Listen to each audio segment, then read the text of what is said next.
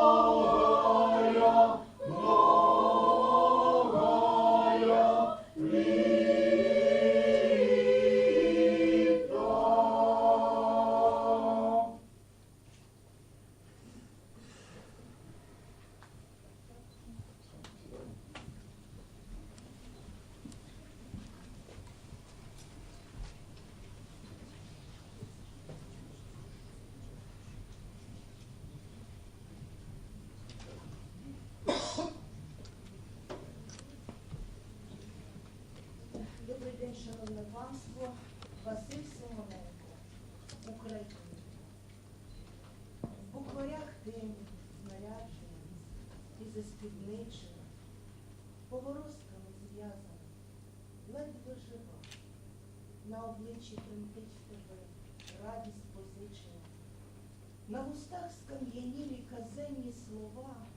Україно, тебе я терпіти не можу. Я тебе ненавиджу чуттями всіма, коли ти примітивна й на лугу похожа, коли думки на лугу тебе нема. Я люблю тебе іншу, коли ти бунтуєш, коли гнівом під кручі клекоче Дніпро, коли думаєш ти, коли бачиш і чуєш, і несеш от криниці вагоме відро.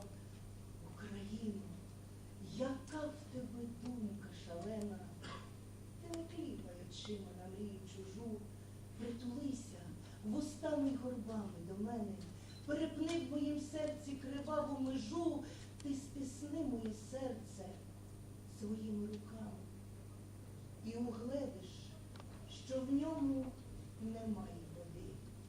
Не сиди в пелюшках над чужими віками, але ж гордо крізь смерть до безсмертя іди. Слава! Героям слава! Василь Симоненко, poetry to Ukraine.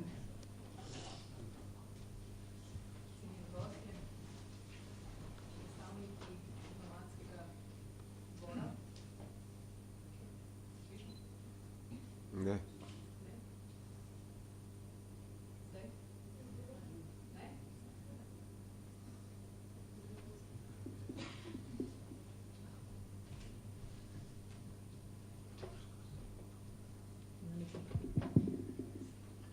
Se pravi ponovno, cenjeni gostje, predstavniki diplomatskega zbora, spoštovani gospod veleposlanik Ukrajine v Sloveniji, pan Andrij Taran, predsednik Slovensko-Ukrajinskega kulturnega društva Ljubljana Kijev, pan Andrija Hevka, današnja cenjena govornika, dr. Dimitrij Rupel in dr. Valentin Areh, spoštovana vodja predstavništva Evropske komisije v Sloveniji, dr. Jerneja Jerše, predstavniki medijev, dragi prijatelji Slovenije in Ukrajine. A takož hoču podjakovati našim ukrajinskim druzjam, jak ki svobodni prišli sudi, je ki zrobili možljivi se šljah v Ukrajini. Še rođak.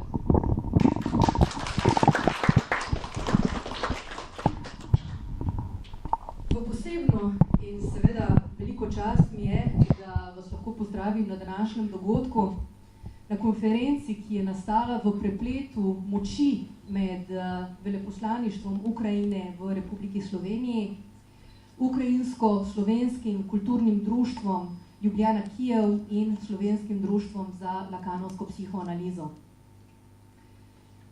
Današnji dogodek svojo misijo nosi v svojem naslovu Slovenija za Ukrajino. In seveda je...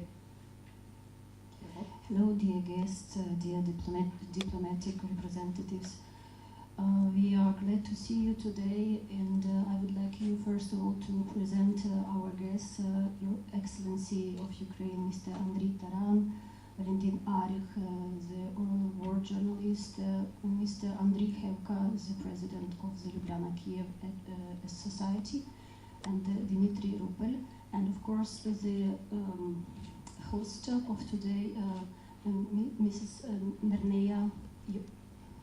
Nina, yeah, sorry, yes, and of course our great representative today is Nina Krajnik, the lead of Lakan School in Slovenia. Welcome, and all together we are here with all our forces. We succeeded to organize this event. Za našimi ukrajinskimi prijatelji je dolga in težka pot, pot iz okupiranih vojnih območij, pot, ki vodi daleč od doma, proč od bližnjih. Pot, ki se je odprla iz nepravičnih razlogov, razlogov vojne. We are also here, have the Ukrainian war refugees, and I would like to emphasize that they made a long journey here, and this is a journey which is tragic. They had seen a lot of disaster, and ampak naše poti, kljub temu naporne, se vendarle prepletajo in včasih v dobrih srečanjih. In eno od teh križišč naših poti je danes tukaj v hiši Evropske unije, kateri se seveda prav tako zahvaljujemo, da nas gosti pod svojo streho. Despite all these bad things, we are happy that sometimes our roads they are crossing and good things, and here, especially in this place, in the house of the European Union. V začetku smo slišali ukrajinski pevski zbor Drevo volji, drevo volje, drevo svobode in recital Valentine Lavrinčuk, poezije Vasilij Simonenko v Ukrajini. S tem danes odpiramo razpravo o naših poteh v Ukrajino, naših poti v Slovenijo, predvsem pa združujemo poti v oceni aktualnega političnega, diplomatskega, kulturnega stanja, odnosov med državami. In v veliko zadovoljstvo seveda mi je, da bomo to danes poslušali od cenjenih gostov, ki sem jih napovedala. In zato vljudno prosim gospoda veleposlanika, njegovo ekscelenco, pana Andrija Tarana, se mi pridruži besedi.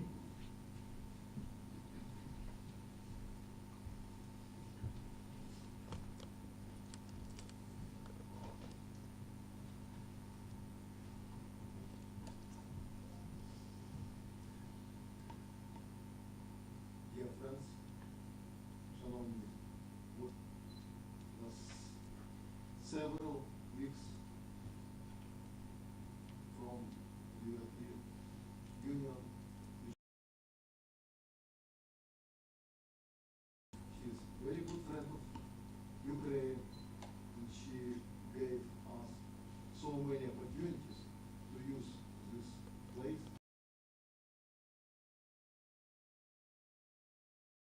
and to deliver the truth about Ukraine. Different. You know, there are terrible airstrikes, missiles, drones all over Ukraine during the last few days. Ukraine is suffering. Ukraine is suffering a lot. People suffer from this terrible, aggressive war in Ukraine. And this is the reason why we have organized several events. We need to deliver the truth about Ukraine. And I'm really very grateful for such an opportunity to gather today to hear what's going on in Ukraine from our Slovenian friends. Last week, I participated in the conference in Vienna. It was ACES International Conference. There were leaders from different security structures all over the world.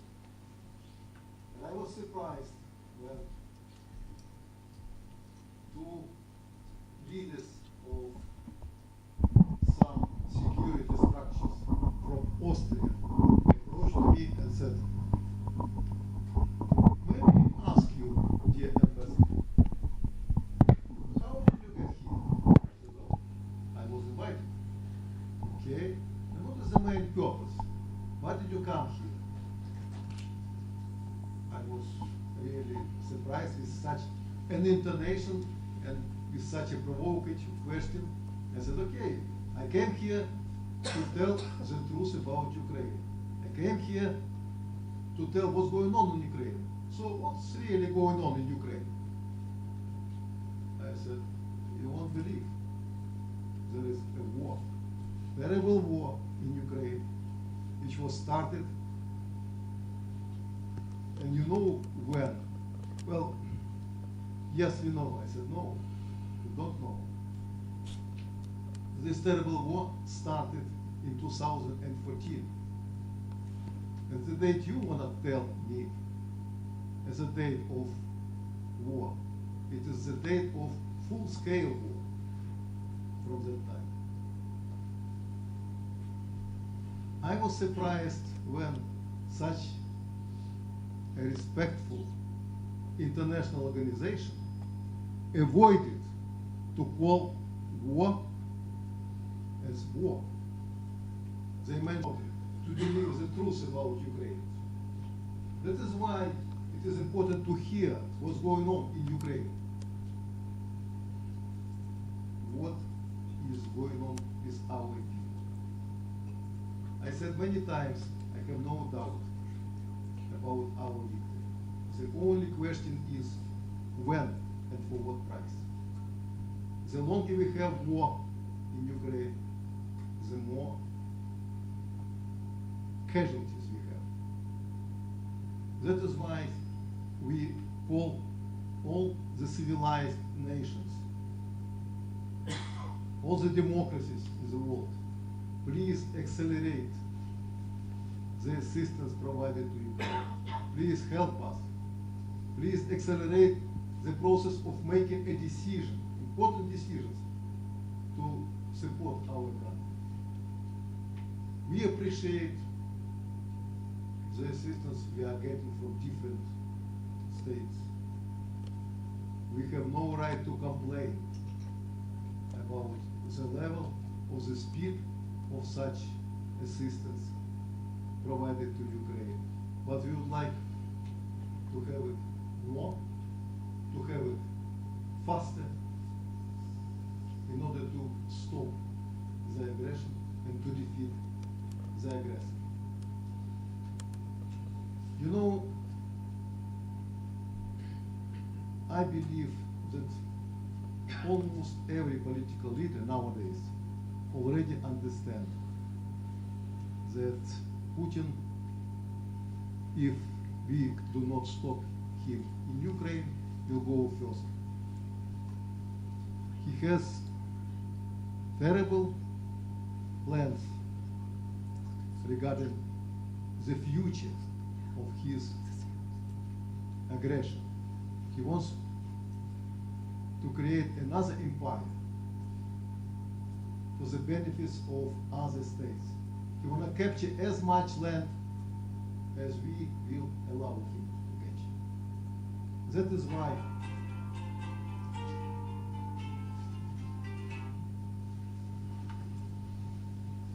why I believe we have to continue to tell people the truth. We have to use every such a meeting to remind people what's really going on in Ukraine, in order to stop the aggression, in order to prevent the dissemination of Russian propaganda. Slovenia is not an exclusion for Russian propagandists. They are trying to come here, they are trying to deliver their fake messages about our country, about our people, about our struggle for independence and for democracy. I thank you all for coming here, for sharing our views. Thank you so much. And now let me give the floor to those who is the real organizer. And I'd like to thank our Ukrainian community, Ljubljana, Kyiv, Razom Society, and people who came here today. Slava Ukraini!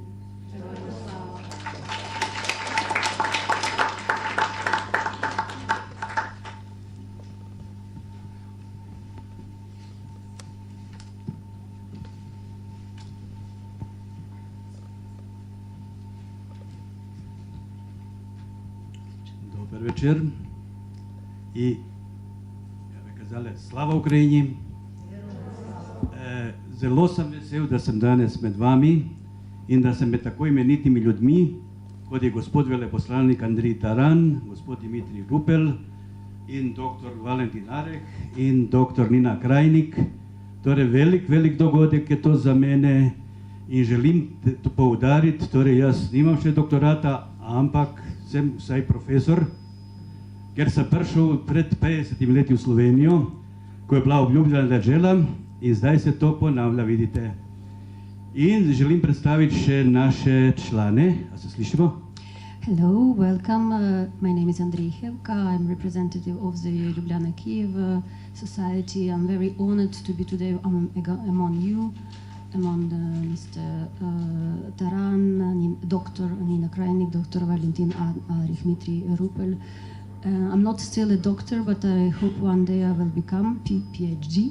I will become. Tako naprej želim predstaviti tudi kulturno društvo Ljubljana Kijev. Tukaj se pravi Frelih, torej Ina Demčenko Frelih, potem je Jože Šimec. Se opravičujem, malo sem tako razborjen, kot se temu reče. I'm sorry, I'm a little bit emotional. I would like to introduce you my colleagues from my society.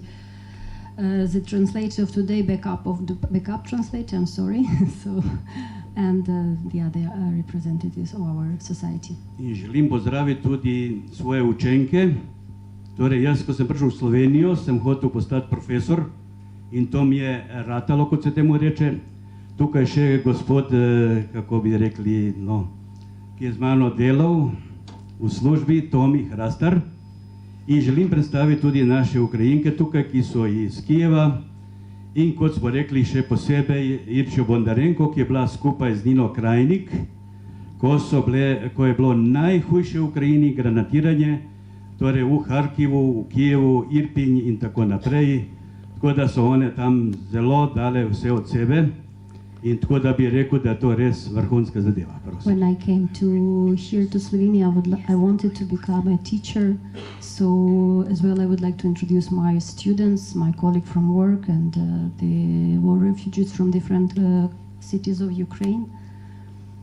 In velika čast je tudi videti med nami gospoda Dimitrija Rupla, ki je bil dolgoletni minister za zunanje zadeve in tudi velikega našega novinarja in vojnega poročevalca Valentina Areha. Especially would like to emphasize the presence and honor to be that Mr. Dimitri Rupel is present here, and of course the war journalist Valentin Areh. Tako da je to res zelo pogumna dejanja, torej bi rekel zelo pogumni Slovenci, ki so riskirali svoje življenja in ki so res poročali o nam o tem, in da jih ni bilo nič strah biti v Ukrajini, ko je agresor napadel na nas, torej oni so prvi po tem poročali. So the PhD Nina Krajnik and Valentin Areh, they've been in Ukraine during the bombardment, especially in the city of Kharkiv, where Nina Krajnik was together with Irče Bondarenko here present. So we would like to talk more about their presence and their experience in Ukraine. In kakor vidimo, imamo tukaj dva, torej Slovenko in Slovenca, ki so že med Ukrajinci, torej Nina bo postala, torej Ukrajinka je že, vidite po videzu, in tudi želi postati častni konzul, to, kar je zelo podpiramo, in gospod Jože Šimec, ki je tu član društva Ljubljana Kijev, ki poje ukrajinske pesmi, tako da imamo veliko skupnega. So you see how look great today Nina Krajnik, so she almost became Ukrainian, and she will be official consul of Ukraine, we hope so, and other guests present here I cannot see, but In želim se zelo zahvaliti veleposlaništvu Ukrajine, ki zelo z nami sodeluje in nam pomaga in nas podpira. In želim pozdraviti vsi, ki na kakršen koli način pomagate Sloveniji in Ukrajini, in da se pokažemo v eni najboljši luči in da ljudje res zvedo, kdo smo in kaj smo. We would like to thank our embassy of Ukraine in Slovenia, and especially, and of course in general, everybody who is concerned about Ukraine and who help Ukraine as they can. In želim poudariti, koliko Slovenija dala nam velik navdih, torej da bi Ukrajinci želeli imeti to, kar vi imate, in da bomo tako srečni kot vi, in da tudi zmagamo. In zmaga je 100%. We are also very inspired by the example of Slovenia. We also would like to be independent and happy, and your example is inspiration for us. We also will win and will be independent. Ker imamo zelo, zelo hudega sovražnika, za katerega smo mislili, da je brat, ampak nažalost se je pokazalo, da je to en velik krvnik, ki je umazal svoje roke, krvave zelo ima, in zdaj hoče spet napadati in ima take namene. Ampak mi pravimo, no, pa saran, ne bo šel naprej. Unfortunately, we've got a neighbor.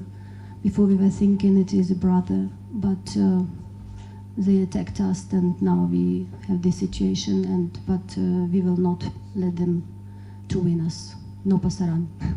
Tako, ne morejo naprej.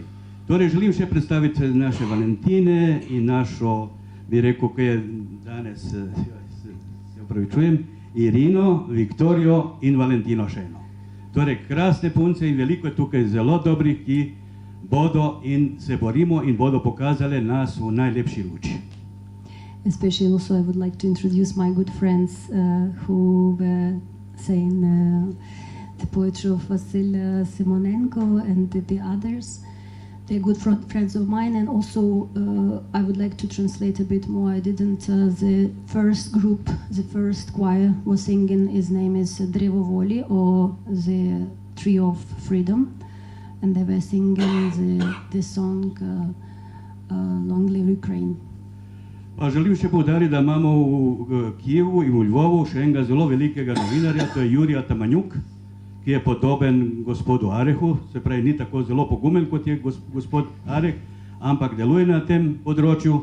In tako da bi prosil še za besedo našo Irčjo Bondarenko, preden bo govorila Nina Krajnik, da še ona kaj pove, kako je bilo v Harkivu in v Ukrajini, kako je peljala tja našo Nino Krajnik. Tako da vam hvala lepa, da ste me poslušali in oprostite, sem malce tako zmedel. Ampak res, ko vidim tako dobre ljudi in lepe punce, se vedno zmedem.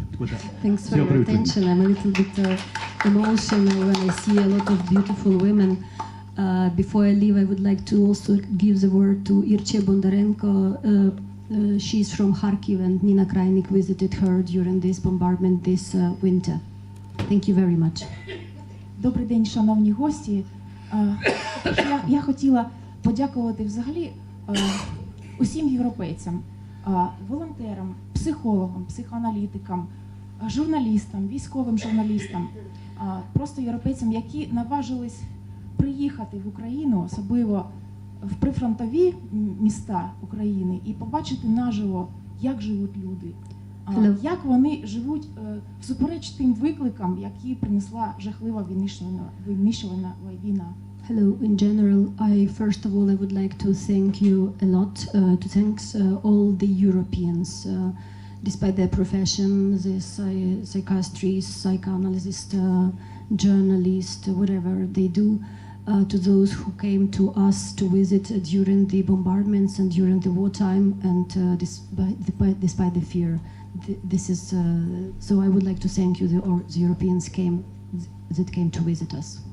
Дякую. І я також хотіла би сказати, підкреслити, що ця війна, яку розв'язала терористична Росія, це війна не тільки, це війна не за території України, це винищувальна війна, це геноцид українського народу. І ми захищаємо не тільки свої території, своє право на життя наших дітей, на наше майбутнє. Ми захищаємо взагалі демократичні цінності усього світу. This war is not just the war of territory. This is a war which terroristic Russia started, and this is a genocidal war. This is a war against my country and against my country. So Russia started it. І я також хотіла би, що я вдячна усьому світу, що нас підтримують.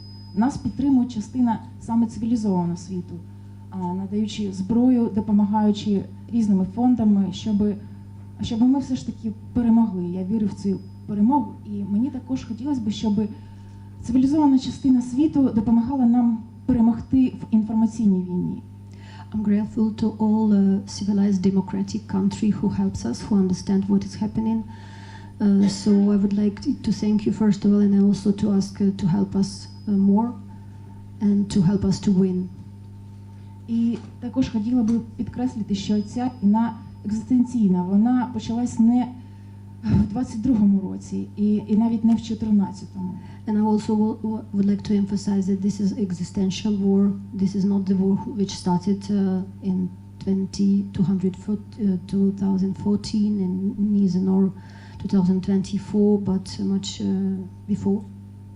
Я сюди приїхала з донечкою в березні 22-го року, і як музикант у мене, звісно, було багато емоцій. І спочатку я намагалася про цю війну розповідати творчістю, так як я могла, як волонтер, музикант. I came here March 2024 with my daughter, and I'm a musician by my profession, so I wanted to share my feelings, my emotions through the music, as I can do it as musician.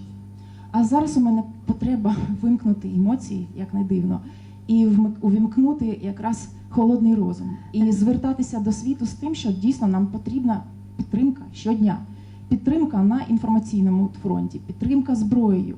І ще, можливо, я так наважусь від себе сказати, мені хотілося б, щоб в новинах європейських, різних країн Європи, Європейського Союзу, все ж таки висвітлювались події війни так, як вони є. And now I would like to switch off my feelings, my emotional part of me, and I would like just to switch on the reason and to repeat everywhere I can that help us with the weapons, help us with information, with the true information what is happening. And I would like especially to emphasize this importance to show the real information about war in Ukraine. На жаль, ті наративи Росії, яка вона сіяла, почалася війна в 2014 році, потім повномасштабно, багато цих наративів живе. І я це відчуваю як людина, яка вже 2 роки перебуває в Європі зі своєю дитиною. Я бачу, як ці, на жаль, наративи, вони ще живуть. Unfortunately, the stereotypes which were proposed by Russia before the war, but much more before the war, are still here, are still among us, and unfortunately, so we have to keep living with this. Тому я дуже вдячна, коли ініціюються такі подібні заходи. Мені взагалі би хотілося, що на будь-якому заході, культурному, музичному, чи мистецькому, чи такому, де збираються поважні там політичні люди, які пов'язані з політикою, просто громадяни, тобто українсько-словенська спільнота. Тобто ми конструктивно обговорювали ті питання, які нам необхідні. А необхідна нам зброя, співпраця з фондами, щоб підтримувати, бо зараз на кону життя українців. That's why I'm very glad, I'm very happy when this such initiative are happening everywhere, because we need really the concrete things, the weapons, the helps of the different funds.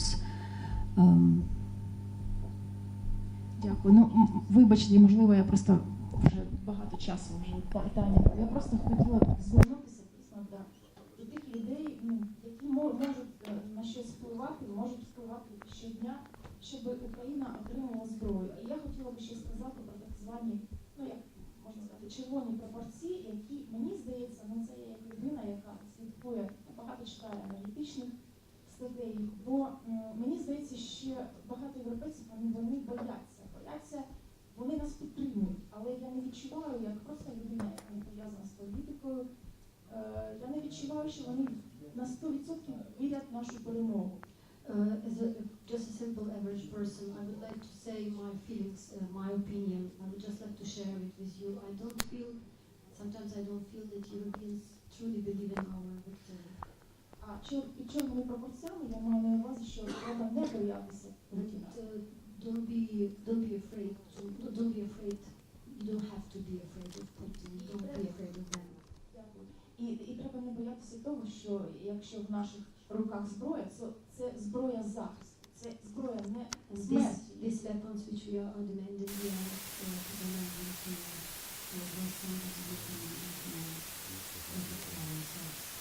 Що цієї зброї ми маємо право, повне маємо право стріляти по військових і енергетичного аспектах Росії. Як скажіться, як росіянка, якщо ви бачили на фільмі Харкові, що військові зблокали, що люди, жінки, діти, старі, вони справді. От за те, щоб надавалося, що нам зброя, щоб ми мали вдарити, звучити, скорості. So, as a simple person, repeating that we need more weapons to protect ourselves, and we need these weapons to attack and destroy the enemy.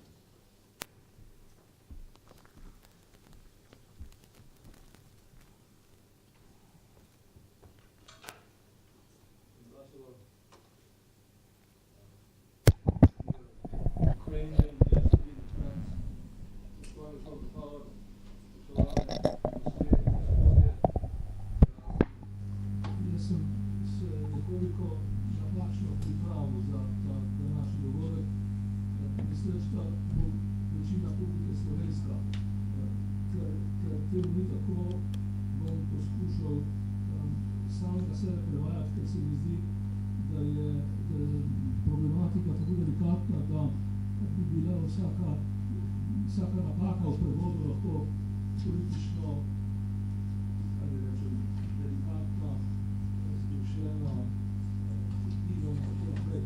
Jaz se vam opravičujem za... I'm sorry, but I will use, I'm not prepared to that... Let me translate myself. Please. I shall try to be as exact as possible, because I think that the topic is delicate. Thank you very much. Thank you. Any mistake made in translation would lead to consequences that would not be not foreseen, and unfortunate.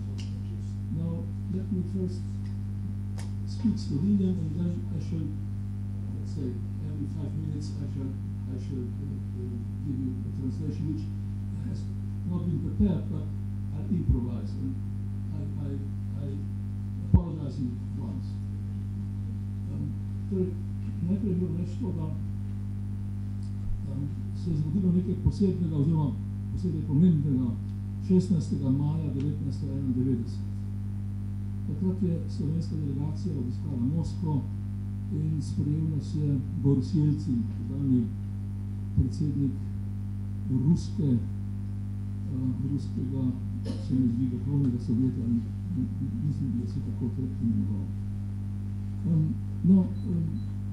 Boris Jelcin je nama s predsednikom vlade Slovenije pred letom napovedal razpad Sovjetske zveze in osamosvojitev njenih republik. On May 16, 1991, the Prime Minister of Slovenia and myself visited Moscow and were received by Boris Jelcin, who told us one thing that made us quite happy, I must say. He said that the Soviet Union would fall apart and that the republics of former Soviet Union would become independent states. 25. junija je izbruhnila slovensko-jugoslovanska vojna. On June 25, Slovenian-Yugoslav war started.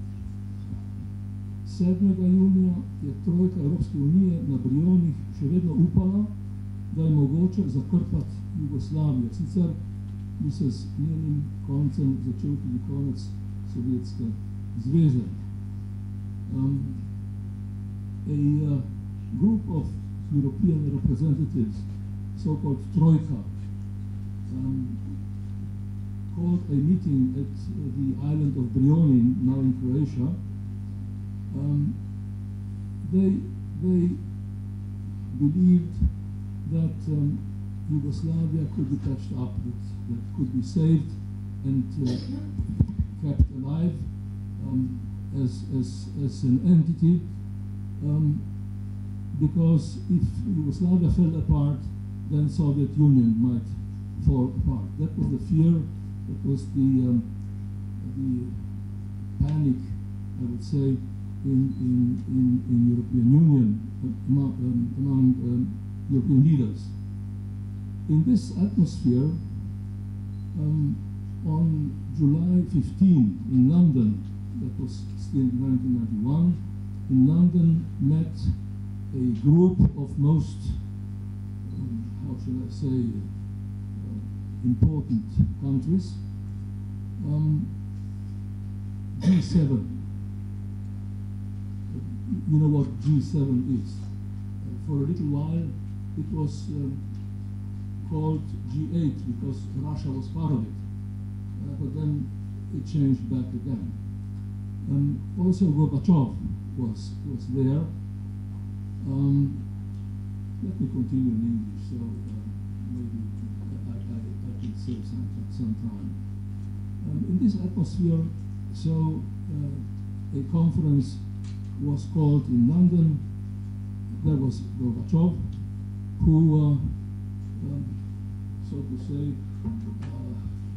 welcomed the unification of Eastern Germany, Western Germany, Bundesrepublik Deutschland and German Democratic Republic. The German Chancellor thanked him for that, and the Cold War was ended. This was, I would say, the practical date, practical historical fact, indication that really something very important changed and happened. Now in London, the fate of Yugoslavia was associated with the fate of Soviet Union. Now the statesmen who claimed that Yugoslavia should not and could not and must not become the model for Soviet Union. Well, they thought that under no condition Yugoslavia should fall apart. And Gorbachev himself gave a recipe for such a solution. He meant, he proposed that perhaps with the reorganization of the relations between the republics, with perestroika and glasnost and so on, the Soviet Union could be saved, could be preserved. Now, the political declaration of the London meeting of the G7 countries contains an indication of creation of new Soviet integration, unification, that would be founded on consensus, not on force. On 19th of August 1991, so after this London meeting, something very surprising happened, a state coup that finally brought to the ascent of Yeltsin and disintegration of Soviet Union. Now, on November 7 in 1991, in Rome, there was the summit of NATO. A very interesting appearance of Hans-Dietrich Genscher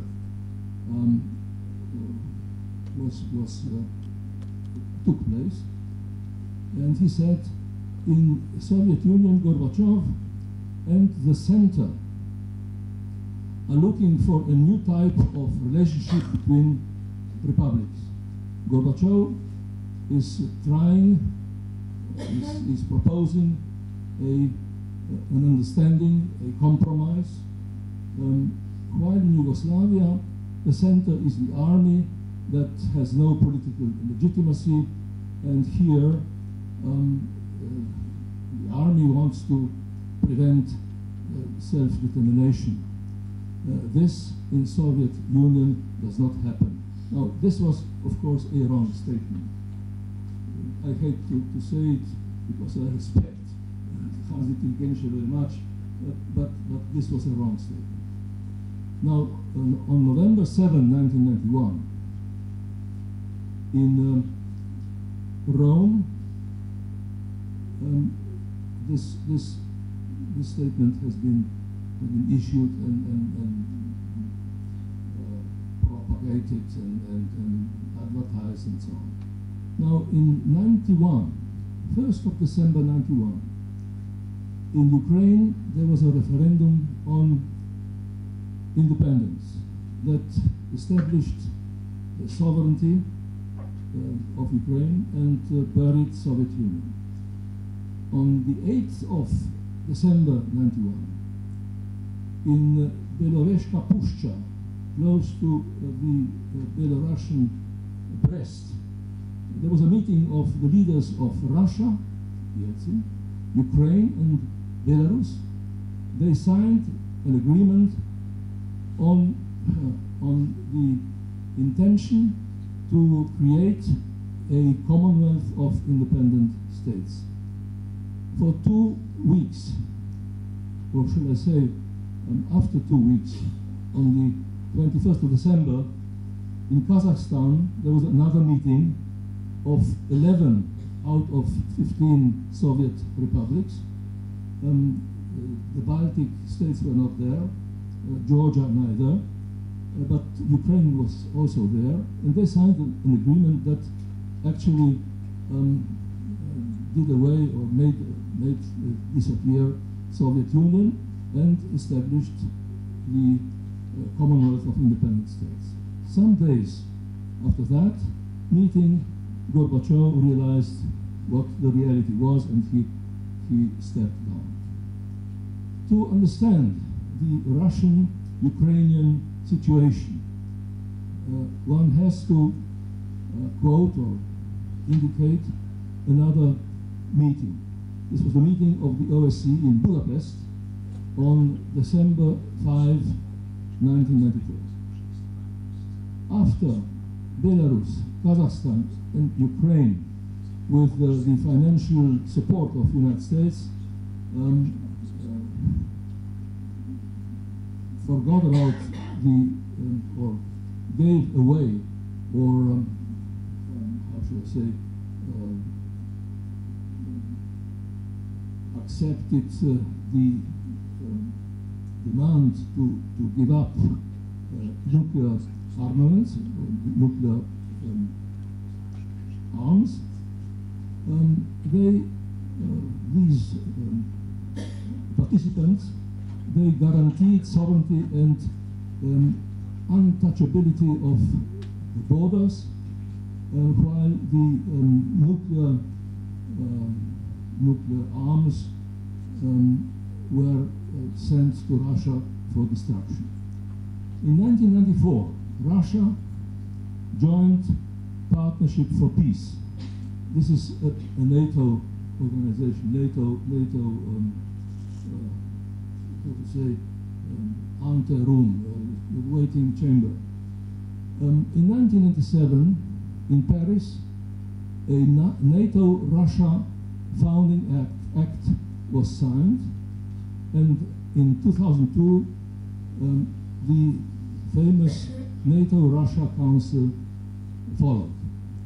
In 1997, Russia became a member of G7, so it stopped being G7, became G8. I visited Ukraine as the chairman of the OSCE at the beginning of my mandate. That was at the beginning of 2005, after the Orange Revolution and after the victory of Yushchenko as president of Ukraine. That was, as I said, January 2005. During the dinner, we were joined by the president of Georgia, Saakashvili, who, to my greatest surprise, in a room where there were a lot of ears and eyes, announced, or how should I say, indicated the further development in the next years. After the color, or how to say, flower revolutions in Georgia and Ukraine, there should be another revolution in Belarus, and in the end, there would be another revolution in Moscow, and Putin would be kicked out. That was the discussion, the conversation that we had at the beginning of 2005. Slovenia has just gone through a, I should say, difficult test of EU and NATO. In 2005, we have already been members of NATO and EU. And my impression was that the enlargement of these institutions would be over for a while, that it would not continue.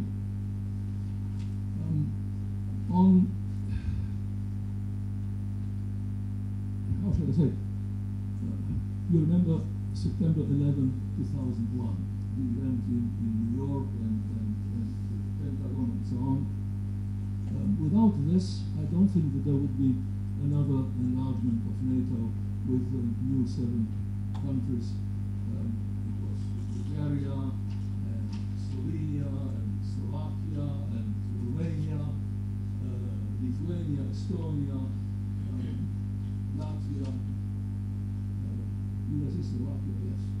Now, we have explained this move of NATO as a weakness, or perhaps as a magnanimity of Russia, because, of course, in 1990 we couldn't imagine that NATO would reach as far as the territory of former Soviet Union. The enlargement of NATO influenced the contemporary enlargement of European Union. We are celebrating these days the 20th anniversary of enlargement of the EU and NATO for Slovenia. So these are quite interesting times, 20 years after. So we couldn't imagine that the process would continue the way it happened then. Now, of course, the enlargement of NATO influenced the enlargement of the European Union. I remember discussions in some narrow circles of Slovenian politicians, diplomats, that who were assured that in the time when there was no Orange Revolution yet, maybe Ukraine would be more how should I say, more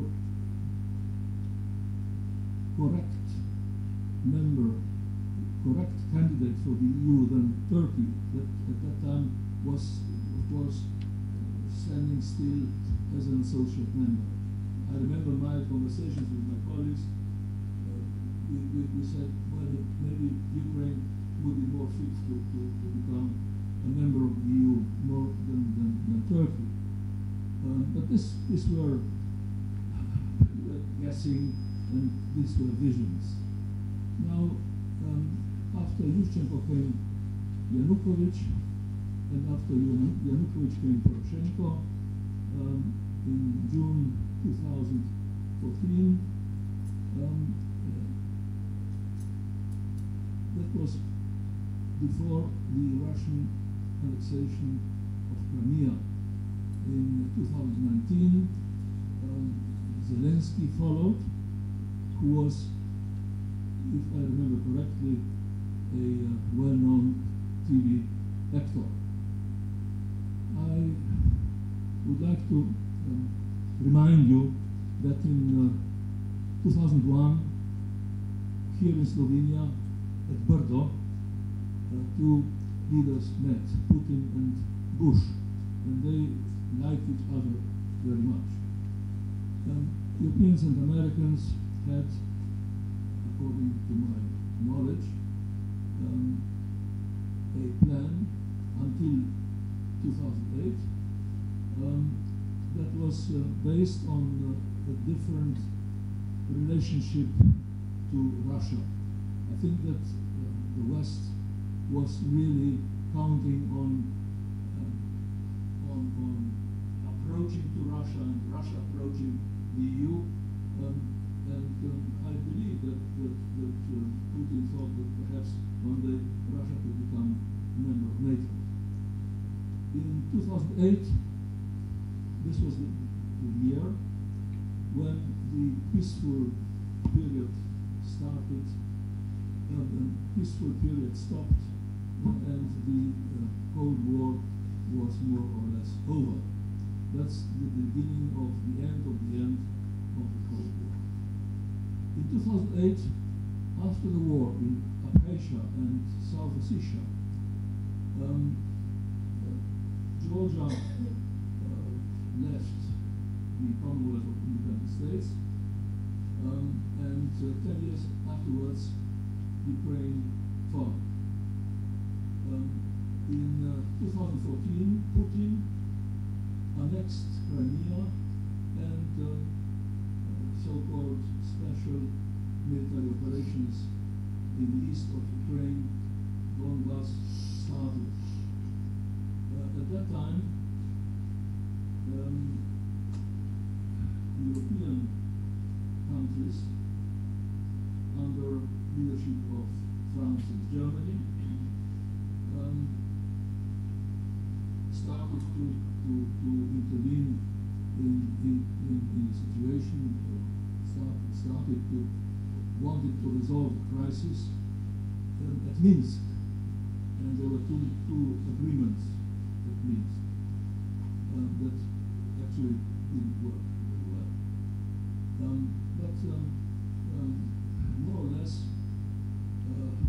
we saw the situation more or less as a frozen conflict. There were many frozen conflicts in the area of the former Soviet Union, Transnistria, Nagorno-Karabakh, and so on. Now, in February 2022, just before the Slovenian elections, a war in Ukraine, a war that everybody at this table, in this room, has spoken, started. Western countries have introduced sanctions against Russia. Analysts were surprised as far as the resistance of Ukraine was concerned, but many more or less thought that Ukraine would pay for peace with territory, at least with the Crimea. Now let me come to the end of this remarks I have prepared. The former State Secretary of the United States, Henry Kissinger, in connection with the Russian-Ukrainian war, said two things. First, that Ukraine should be included into NATO, and second, that Ukraine, in the end, will not be able to recover Crimea. Recently, let's say, there are comments, I read comments, that negotiations should start and that the war should stop. European countries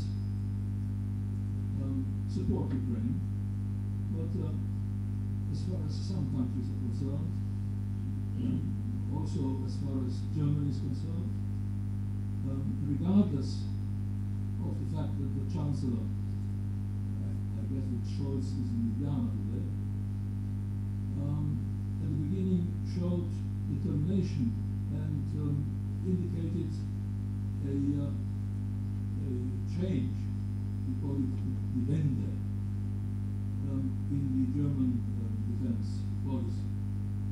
Now, in many of these countries, European countries, not what we have, certain hesitation has been noticed. Noticed has been the difference between the German and the French attitude, because the French President Macron stated that he wouldn't exclude a presence of French soldiers in Ukraine. The most interesting is the attitude of the United States to the Ukrainian-Russian war, because the Congress is blocking the support that Biden has indicated $60 billion worth of. Majority of the people, majority of countries that are sympathetic to Ukraine support humanitarian and military assistance, but it does not, this majority does not support cooperation or participation of its soldiers on the territory, in the territory of Ukraine, because some people say, some countries believe that this would mean participation of NATO in the war against Russia. In a similar way, in Munich in 1938,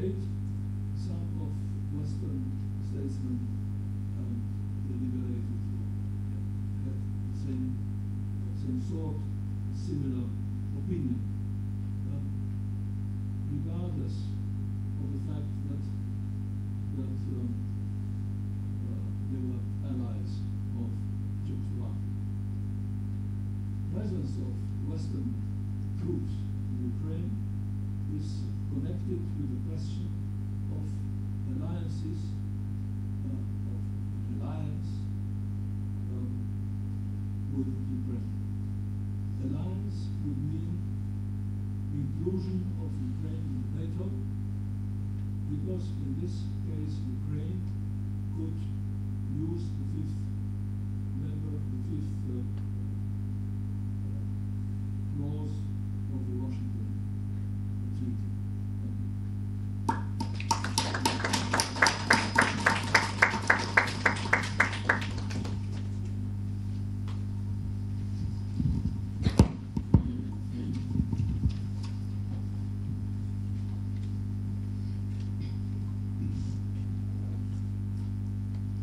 Your Excellency, dear honored guests, thank you for your presence.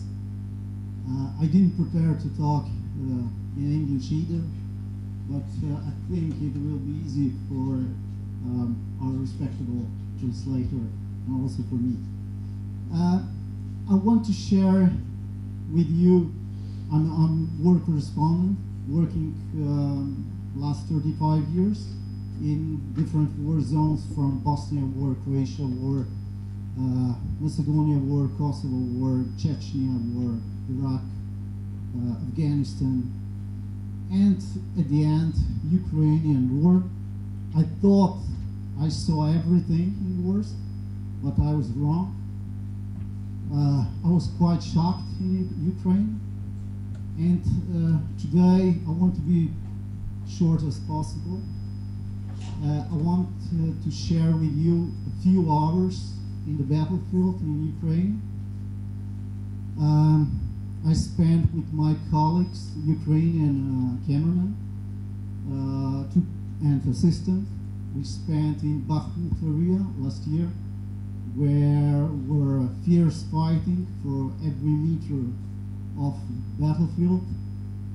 And I can compare this war, for example, with Bosnia War, which was terrible and very bloody war, especially bombardment in Sarajevo, from 1992 to 1995. But what I saw in Bakhmut, there's nothing to compare with the previous war.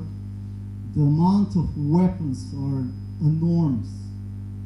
In Bosnia, I can explain you that there were 3-4 hours of bombardment, and then it was break. We have time for a few hours to go out to work as a journalist, as a correspondent, and then we hide again for a few hours when they were shelling quite heavily. But in Bakhmut or in Ukraine Eastern Front, there was no break. In Bakhmut, we saw constantly shelling every minute, 24 hours, 24/7. They were all the time, they were shelling. They were Russians, they were attacking with airplanes, they were attacking with artillery, with mortars, and it was quite big shock for us. I can tell you also to approaching battlefield was very hard, because we came from city Slavyansk to Kramatorsk, and from Kramatorsk to the east, and we were stopped a few kilometers away from Chasiv Yar.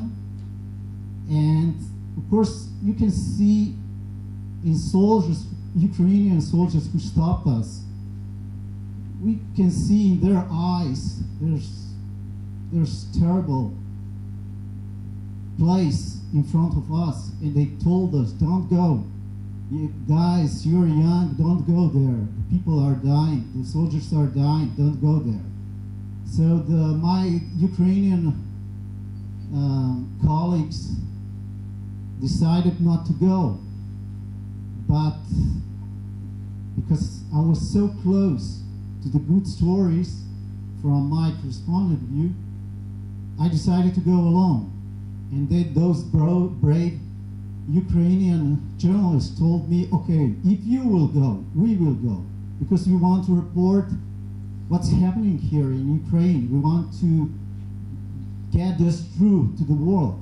And we went together, and it was terrible. It was very bad road, and it was constantly attacked by mortars and Russian artillery. They were watching, controlling those roads, approached Bakhmut area with drones. And of course, we risked our lives to go there and to report about civilian casualties, to report about destructions. You cannot imagine when we went there in Chasiv Yar, they were shelling every minute. Every 2-3 minutes they were shelling. And we were not able to walk around freely. You know? And okay, I thought, okay, that it will be tense for a few hours and then it will be break. No, there's no break. They were all the time, from the morning to the evening. And then I asked soldiers, okay, when you're sleeping, and they said, they told me, we're not sleeping at all night. All nights they are shelling, all the time. And you can imagine how big, how is amount of Russian artillery shells. They have tremendous amount of ammunition. So it was quite big shock for us. But okay, we survived. We did very good interviews with civilians who were stuck on the front line. We did very good interviews with the soldiers. And then it was another shock for us because we didn't get any support from TV Slovenia. In the beginning, when we went to the front line, they tried to stop us. Don't go there, this is not a story. And when we approached, I was only journalist in Slovenia who was able to reach front line, and we made very good material. From that material, we made one documentary film.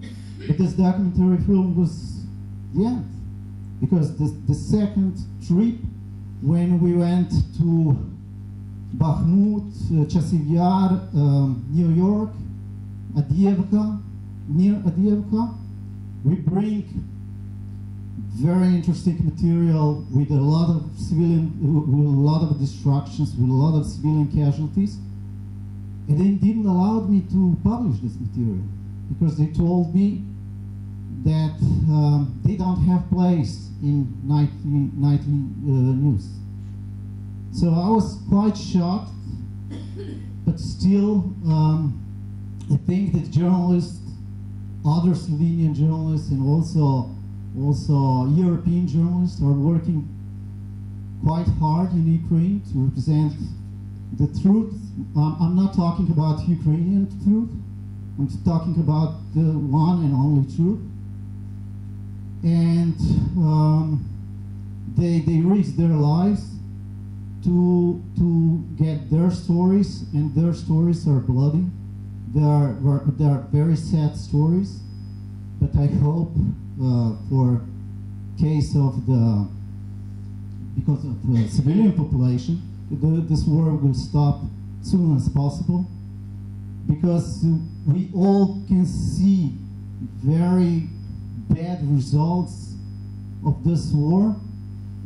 When I talked with soldiers in Chasiv Yar, which were target of constantly bombarding, they were, because of shell shock, many of them, they were so depressed, they were not able to talk.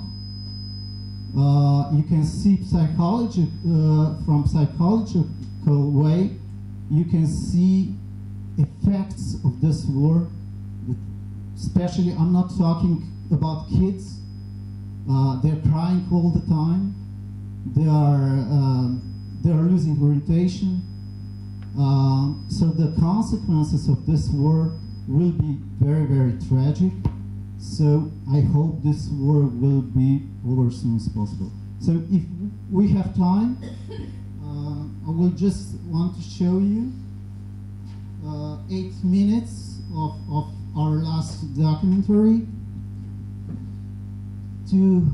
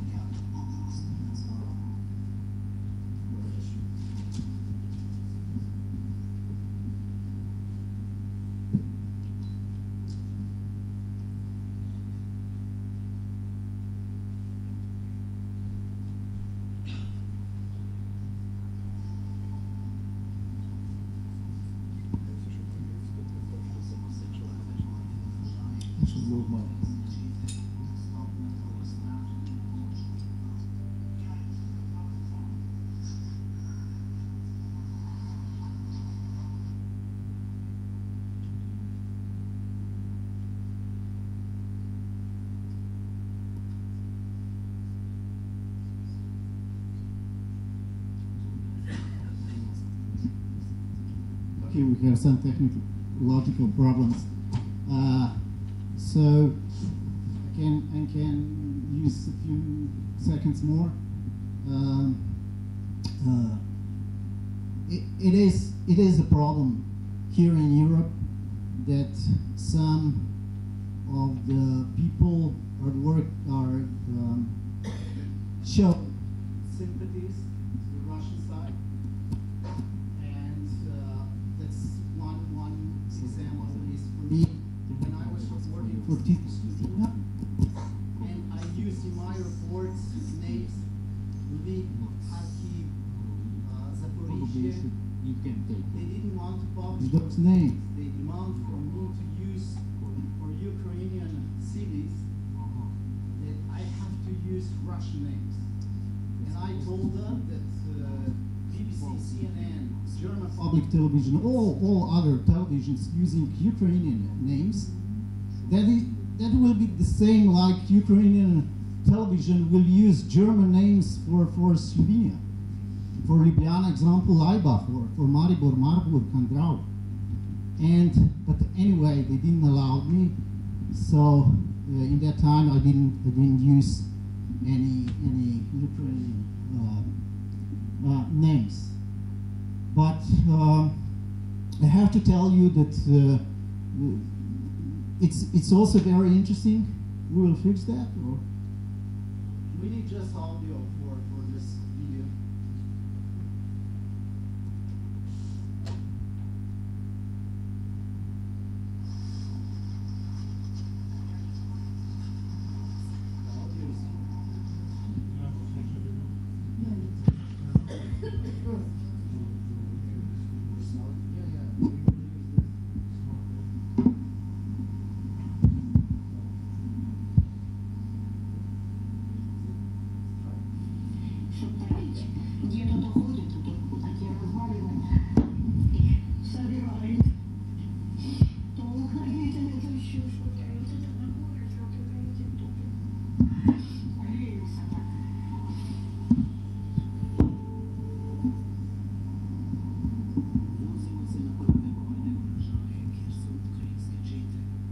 Na drugo stran ni mogoče. Vojska je vsem virjem Zahoda prepovedala dostop do ozemlja pod ruskim nadzorom.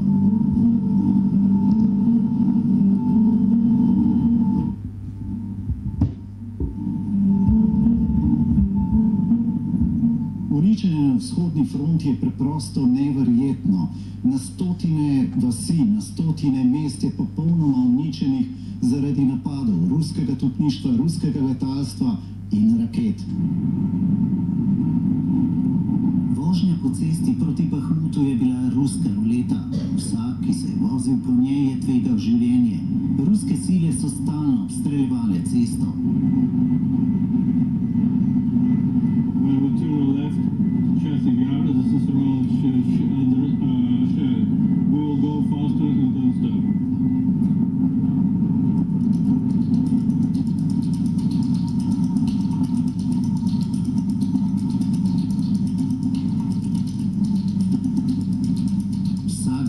nekateri za las uidejo smrti.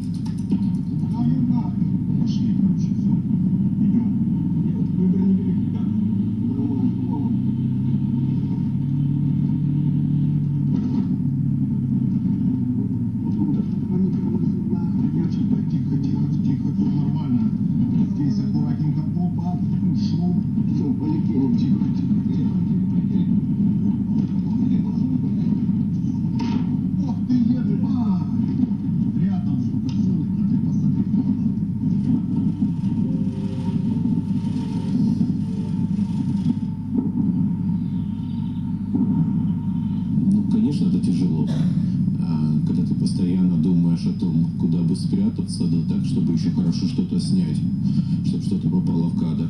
Постоянно бомбить, постоянно взрывы, постоянно выстрелы. Ты все время должен думать о том, чтобы найти какое-то безопасное место и оттуда работать уже.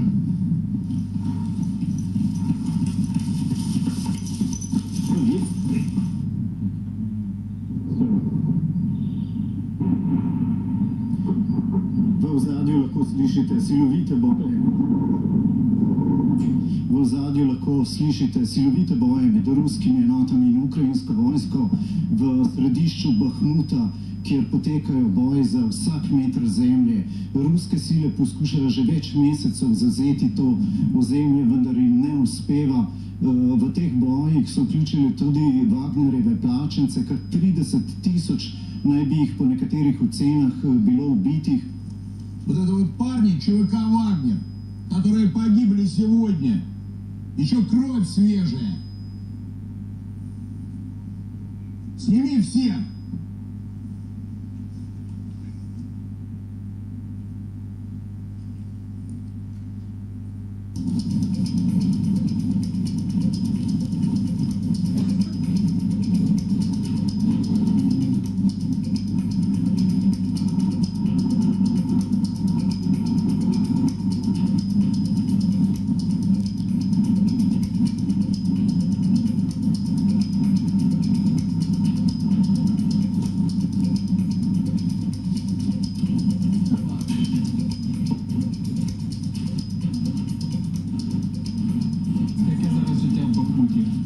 Дуже тяжке, дуже тяжке. Невозможно, холодно, нема одіял, оце погано, я не можу. У хаті 3-5 градусів. Оце за буржуйки зараз стоїмо. Сказали, записуйтесь, ідіть. Ой, коли це закінчиться, коли це закінчиться.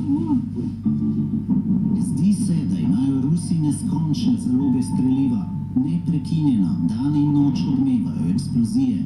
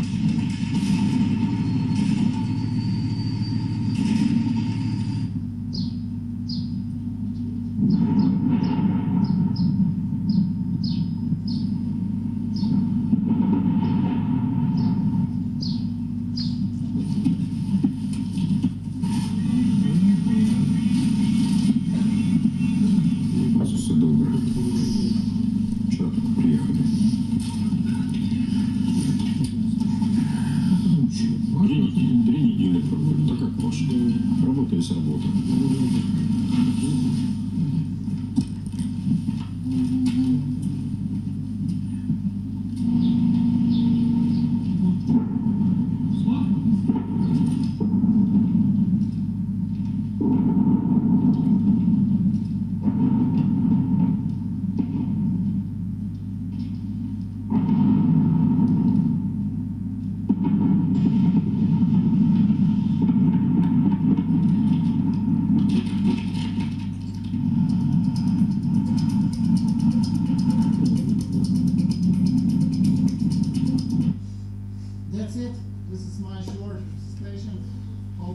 not too long, and thank you very much for your attention.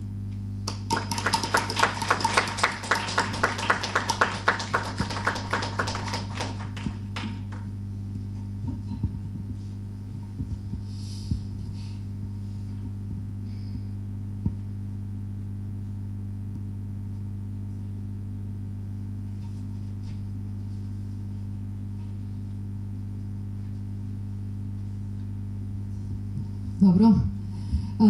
Začeli smo s potjo naših ukrajinskih kolegov, prijateljev v Slovenijo. Srečali smo se na tem mestu, to je preplet naših skupnih poti. Sama pa bi danes želela za zaključek povedati nekaj besed o moji poti v Ukrajino,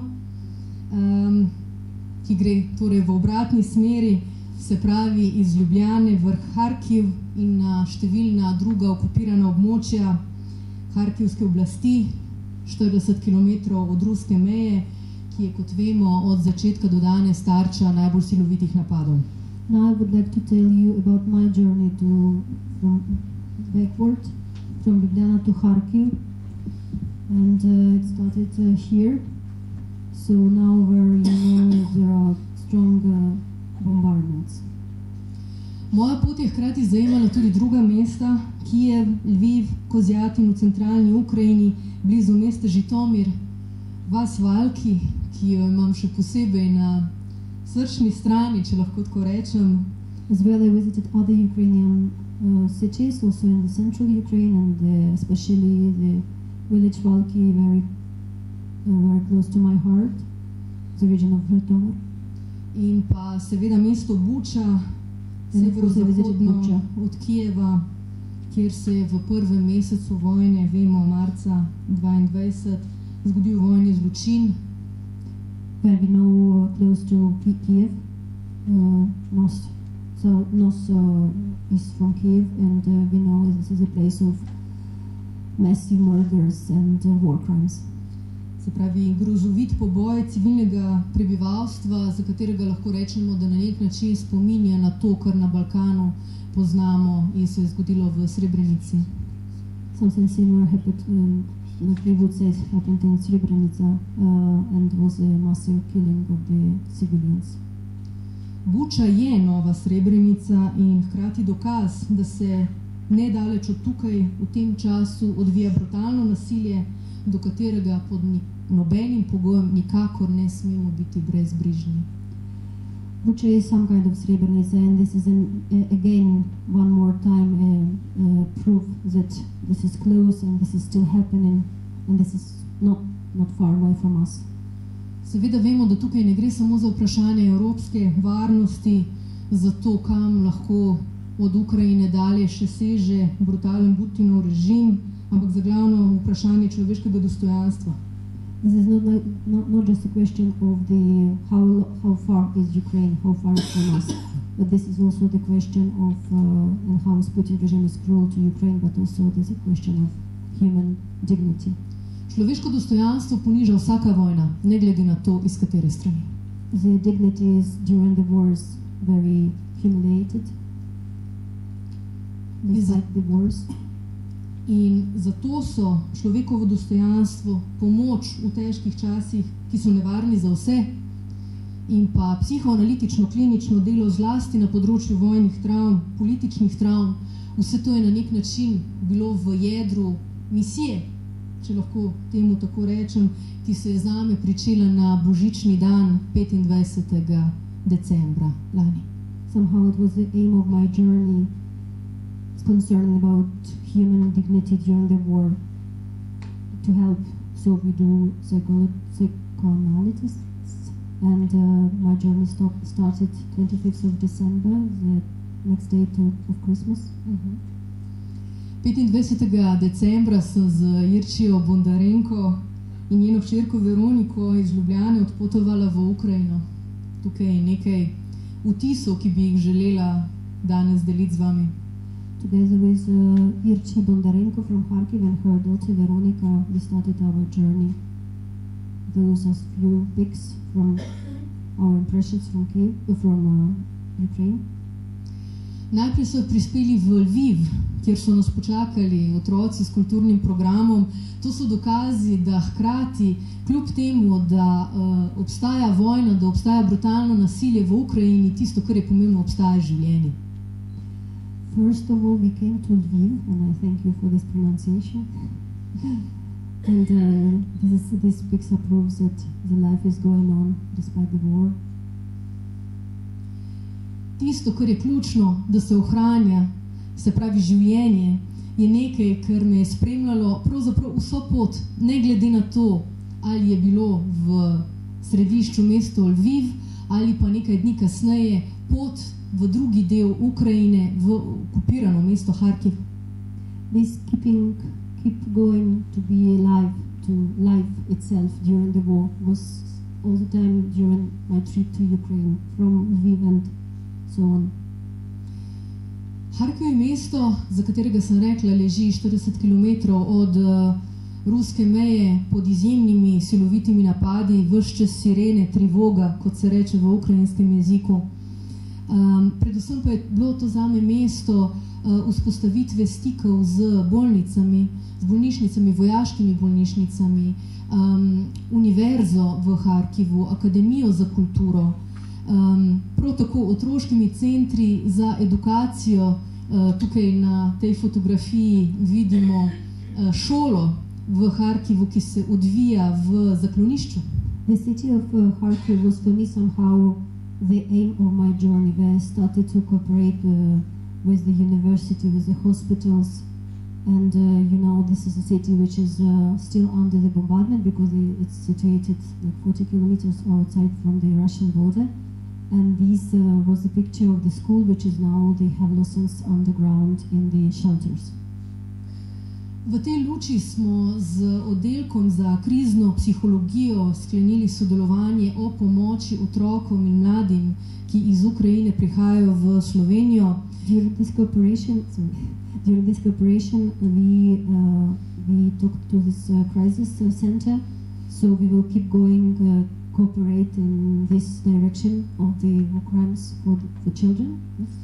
Seveda so se me izjemno dotaknila pričevanja vojakov, ki prihajajo iz fronte, se pravi tistih ranjenih v vojaških bolnišnicah. And especially I was very touched by the witnessing of the Ukrainian soldiers who were injured and were in the hospitals in Ukraine. Na sliki vidimo spomenik v vojni ubitim otrokom, ki se nahaja zraven parka Ševčenko v Harkivu in je na nek način opomin, na kakšen način se hkrati ubija tudi prihodnost Ukrajine. This is already the monument from this war, and it is from Kharkiv, not from the park of Shevchenko, and these are children shown as angels. They are victims of the war. Že prvo noč, ko sva z Irčijo prispele v Harkiv, se je zgodilo največje raketiranje, zračni napad na Ukrajino od samega začetka vojne. Very first night I came to Kharkiv with Irčija, the very huge bombardment already happened. Ta največji zračni napad je bil organiziran okrog novoletnih praznikov in zato še bistveno bolj krutce vedo, da v tistem času tudi veliko ljudi iz Ukrajine, ki živijo sicer v drugih državah, prihaja domov. So as you see, this happened around the New Year's Eve. So they know that people are home, they celebrate, they stay home together, and that's why it was even more cruel. Sama sem živela v centru Harkiva v 16. nadstropju stolpnice, kjer se je seveda ob tistih nočeh, ko se dogajajo raketiranja, rekla, to so tisti zvoki, tista doživetja, ki se hkrati upišejo najbolj globoko in jih lahko imenujemo kot travmo. During my stay in Kharkiv, I was at on the 16th floor of a high building, so I was staying during this bombardment, and I can explain you that you really deeply feel your emotions during this happening. Predvideno je sicer bilo, da bom stanovala v hotelu Palace, ki je bil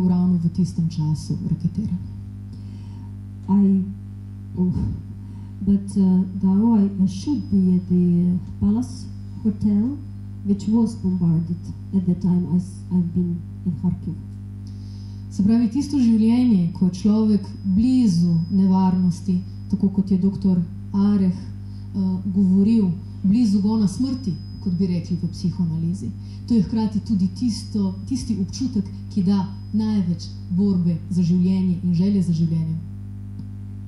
This presence and the spirit of war, of death, if I may say it, like we say it in psychoanalysis, give you these feelings of life the most pronounced.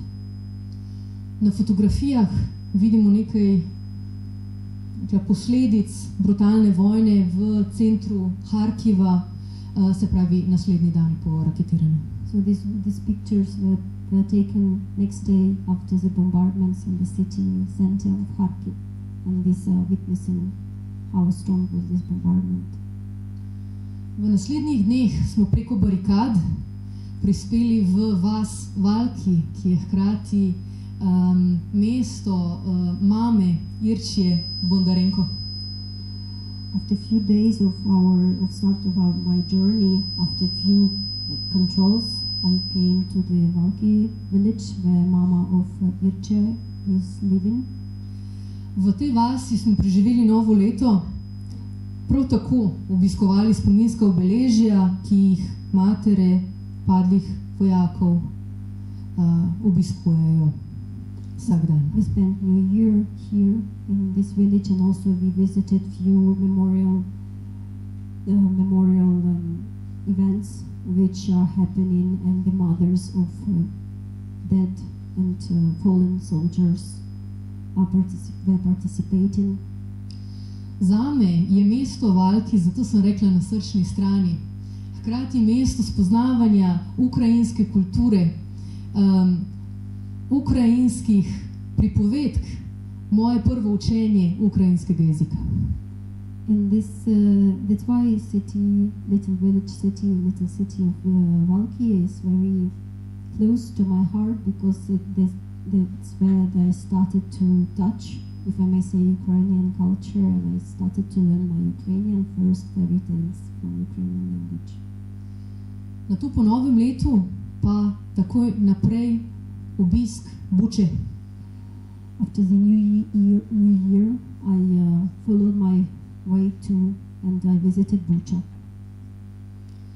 Kot sem rekla, Buča, mesto zločina in znamenita, oziroma lahko bi rekli v angleščini infamous, bolje rečeno Jablonska ulica, in pa cerkveno dvorišče, kjer je bilo odkrito množično grobišče. To je tisto, kar so mi pokazali ljudje iz občinske uprave, ki so me spremljali na tej poti.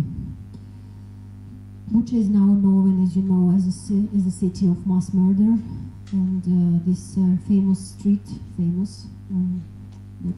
tragic famous street of Jablonska, and the church yard where people were killed.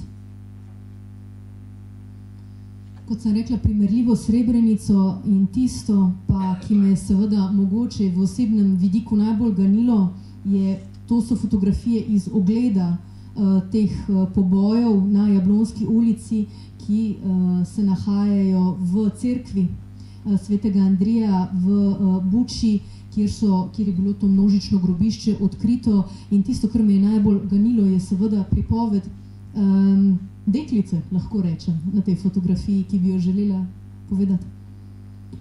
This is a picture where I see the witnessed, like kind of exhibition about the Bucha mass grave. People were found there, and this was presented then as a witnessing of this tragedy, which I compared before already with Srebrenica. So this young lady explained me this happening, and the picture shows these tragic events. Ko sem jo vprašala, kje je bila v času tega pokola, je rekla v Buči. I asked her where you have been during these murders, and she said, I've been in Bucha. Povedala mi je, da je živela zraven te cerkve, kjer je bilo odkrito množično grobišče, in da je neposredno videla, kaj se je odvijalo. The St. Andrew Church, the church where they found mass grave, is neighboring to her house. So she was there. In vprašala sem jo, kako to, da ste tukaj? Še vedno. How that you are still here? What do you do here? In to, kar je rekla, je, vojaki gredo na frontu. Jaz ne moram na frontu, lahko pa s tem, da tukaj ostanem, bijem svojo bitko. I'm not a soldier. I can't go fight. They go to fight. If you're a man, if you're a woman, I can stay here and show this is my battle. To so tiste besede, ki so se mi globoko urezale v srce in mi tudi, bom rekla, uspele odkriti, kaj pomeni ukrajinski duh. Those words are deeply in my heart now, and those words show me the way and show me how is Ukrainian spirit is. Iz Buče pa v mesto Kozjatin, ki se bo v naslednjih mesecih pobratilo z slovensko občino Moravče in kjer smo sklenili takrat tudi nek prvi stik in prvi predlog za pobratenje med slovensko in ukrajinsko občino od začetka vojne. From Bucha, I kept going to the city of Kozyatin, which is Podillia, Vinnytsia region, and this is already like first time we started to think about cooperation, and it was this first touch and first step toward the cooperation, which will be with Moravče and Kozyatin. Na fotografiji je županja mesta Kozjatin, Tatjana, in seveda tudi sorodnica od tukaj prisotne Valentine. In this picture you can see the mayor of Kozyatin, Mr. Tatjana, and her relative Valentina, who today said very beautifully the poem of Vasil Simonenko. Ob koncu pa seveda obisk Kijeva, kjer so se odvijali številni pogovori tudi z nevladnimi organizacijami, ki se ukvarjajo z korektnim poročanjem o ukrajinski vojni, se pravi z ruskimi dezinformacijami. Prav tako sem se srečala z številnimi predstavniki univerz, s katerimi bomo v bodoče vzpostavili sodelovanje. In Kyiv, mostly of all, I saw the non-governmental organization at first, and we were talking much more about the disinformation, the media disinformation and Russian propaganda. So later I will show you.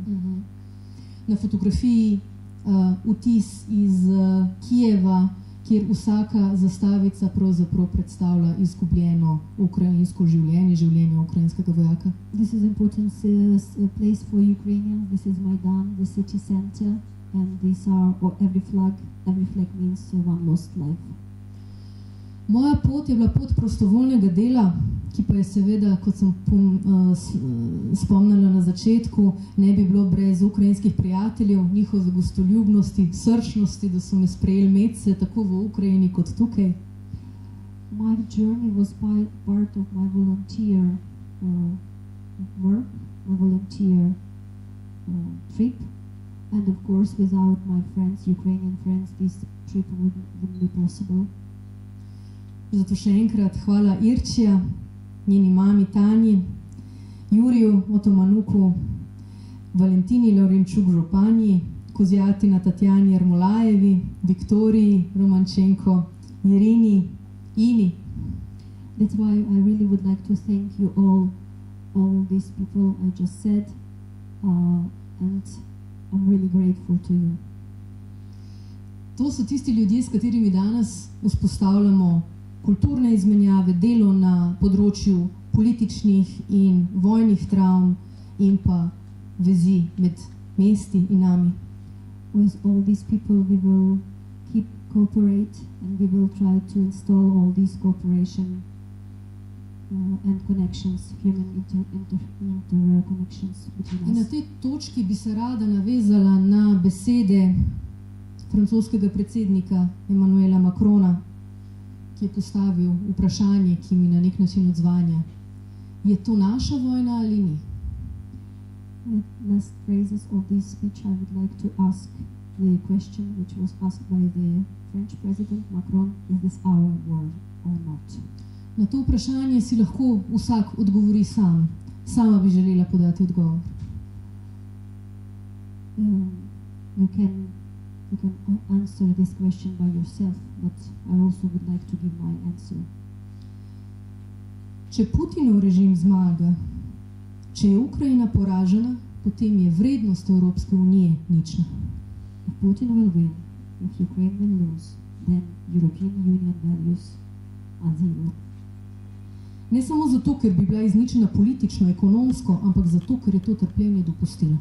Not the zero that we will lose economically, but zero for they allowed to do this.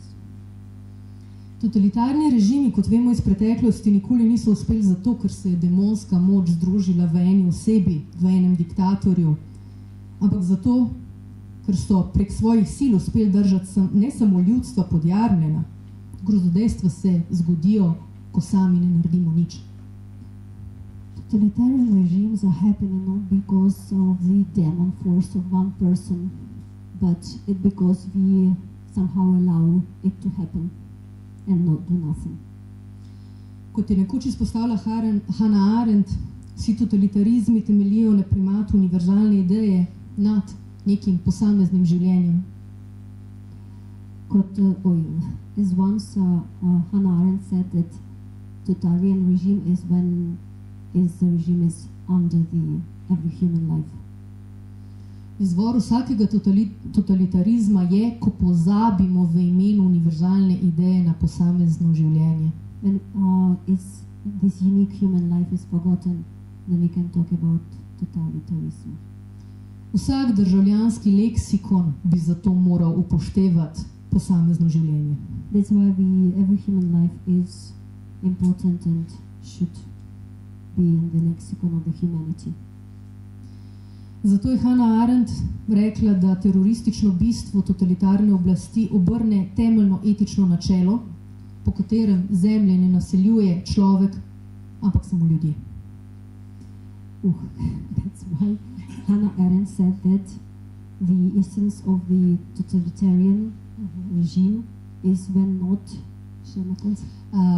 the earth is not populated by one persons, but larger population. Vojna v Ukrajini seveda ostaja dogodek zase, nekje na meji predstavljivega, neprebavljivega, škandaloznega. The war in Ukraine is happening for itself. It's something in the border was scandalous, happening for itself. Ampak to medijski, politični, ekonomski, kulturni režimi zelo dobro vedo. But this is very good known by the media, political and economical forces, power. In s tem izjemnost vseh pojavov, ki postajajo stalni predmet naših razprav, obveščanja in tako naprej, s tem se ustvari kaj? Apatija. And with this, all these rhetorics, all the time non-continuous rhetorics, we become apathic. Odsotnost odziva na krutost vojne je tisti fenomen, ki je danes najbolj problematičen. The non-reply to the war is now the problem, the main problem. When we don't answer to this war question is the problem. Zato danes tisto tveganje, ki obstaja tukaj, kjer živimo, je, da te dogodki ne bodo niti zaznani. That's why it's very important now in the time we live that those events will not be even mentioned. Vedno se enako zgodi z vojno, ki kljub temu, da je izbruhnila v srcu Evrope, ne more pravzaprav spremeniti očitno nekega pristopa Evropske unije do tega. Despite it's happening in the heart, somehow in the heart of Europe, it cannot change the vision of European Union, I don't know what to say, towards this happening, towards these events. Najbolj kruto je, ko vojna postane stvar asimilacije, se pravi, da jo sprejmemo kot nekaj, kar je postalo del našega običajnega življenja. The most cruel thing in all this is where the war becomes something very common, we are used to, like everyday life. Ko je Primo Levi pisal o koncentracijskih taboriščih in zločinih totalitarizmu, je pravzaprav opozoril na ta fenomen.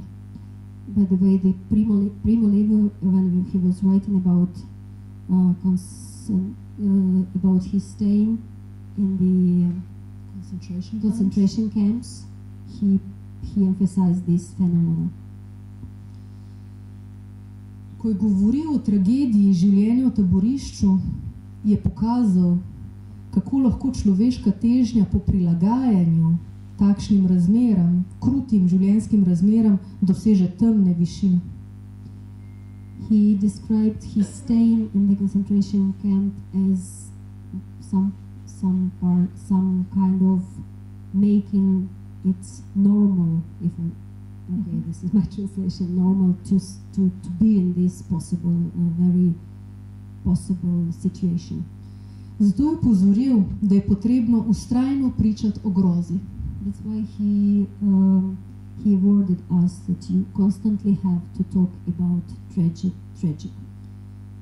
Ne samo, da jo preprečimo, ampak da se na njo slučajno ne bi navadili. Not to avoid it, but especially not to get used to it. Samo vztrajno pričevanje groze je tisto, ki jo prepozna in tako prepreči, da bi se ponovila. All the time going to talk about the tragic, it will remind us that we have to avoid it and not to get used to it. In to je sporočilo današnjega dogodka Slovenija za Ukrajino. And this is the main message of this event, which is Slovenia for Ukraine. Vztrajno pričevanje o grozi, constant witnessing about the tragic, zato da ne bi postala del običajnega. Not to get it to be used to something. In v tej luči bi se rada zahvalila pričevalcem, našim govornikom, ki so ta izkustva delili z nami, vam, ki ste pravzaprav nosilci teh besed in upam, da tudi v bodoče tisti pričevalci, s katerimi lahko skupaj pričamo o grozi, še enkrat zato, da se ne bi ponavljala. So that's why I would like to thank everybody who was today witnessing today in this panel, and also you in the public, so we will realize so this tragic will not happen again. Slava Ukrajini. Slava.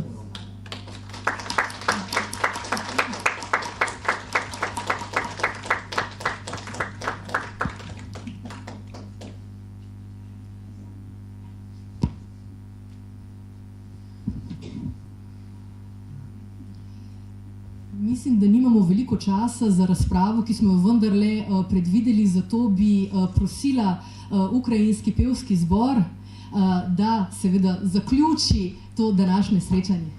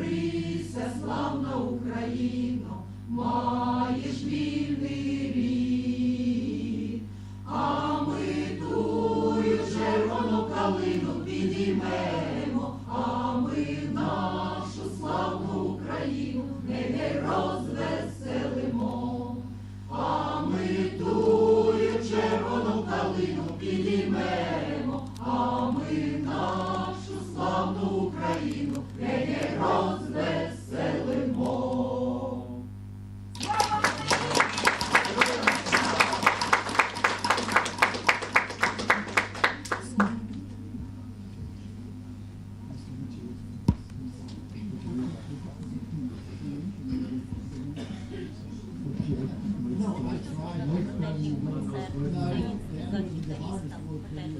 I tried. It's almost impossible.